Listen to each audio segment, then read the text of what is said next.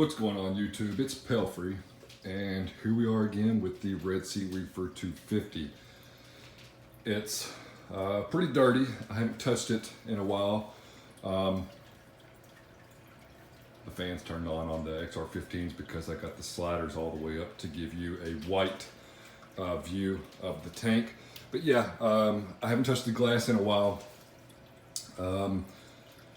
Everything's still doing great. No complaints from my side of the world. You can see that mushroom back behind the scully there. It's just a free floater.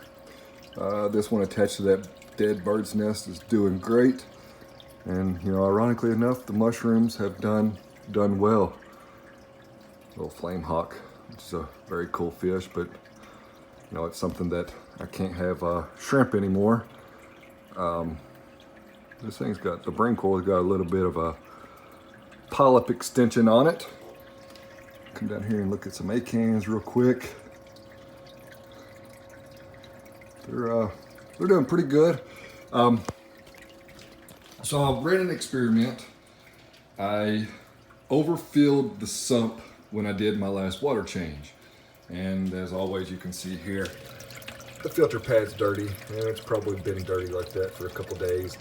So it's time for me to clean it. I did take the filter tray out and I cleaned it. So if you aren't familiar with this, it's the Crystal Reef direct replacement Red Sea Reefer 250 sump. It is a Triton style sump, and whenever I say Triton, I mean the tubing, plumbing that comes down from the tank that has no way to mechanically filter that. So I had Octo Aquatics build me this media tray, and I use Pinky filters over there to filter out the water. So, you know, as you can see, this first chamber, which is where the microalgae is, gets pretty dirty, pretty quick. And that's fine. Everything can accumulate in there, and then I can clean it as needed. And then, you know, some of the stuff settles over here. And I'm actually running a second Pinky pad in between the skimmer chamber. So this is the skimmer chamber, although this is a skimmerless system, and the return chamber, just to clean the water up a little bit better. Obviously the EHIM feeder. Now I do run this here full time. Reef Girl asked this in a comment earlier, if this was something that I was doing just for vacation, or if this is something that I'm gonna do full time. And I ran the Neptune AFS down here full time, and I'm gonna run this here full time as well. So actually, as I have you all on here with me, I find this interesting as I'm looking down here. There is salt creep on this fitting here, which means that there is, or was, a leak at some point.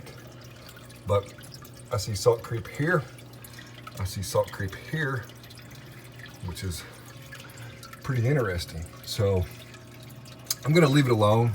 It's not wet. There's actually quite a bit of salt creep, if I can get it to focus, back here. So I probably need to take that off and reseed it. So I feel like if it's leaking anywhere, it's coming from the Red Sea fitting, because you can see salt creep there. I mean, it's definitely a complaint. These the plumbing on these tanks is you know, subpar to be nice here. Get a little bit of focus back. So yeah, I did overfill the sump, and in a week I've used 1.5 gallons of RODI water. So this will probably be the method that I use going forward when I go on vacation. I did check the salinity over a week, and it didn't move. I just made my salt a little lower than the salinity of the tank, added extra water, so as it evaporated, there was really no fluctuations there, and I only used like 1.5 gallons. So that's gonna be a perfect solution anytime I'm away from the tank for an extended period of time. But yeah, I won't lie, this salt creep situation, which I just happened to see as I'm recording this video, otherwise I don't really look up here very often, is definitely going to need some investigation, and I will look into that at some point. So the PP15's got some brown crud on it, and the Gyre 1K has been working flawlessly. I got no complaints over those 2 pumps right there whatsoever. I feel like I'm getting a perfect amount of flow. And again, this is on its lowest setting because it's a pretty big pump. But that's that, folks. The tank's doing great. Hopefully in the winter months things slow down a little bit and I can add some more livestock to the tank. We'll just have to see how that goes. As always, leave comments, suggestions, tips, pro tips, whatever, in the comment section below. Check me out on Instagram at Pelfrey's Reef. Check out the website at pelfrey.net. And I'll catch you on the next one.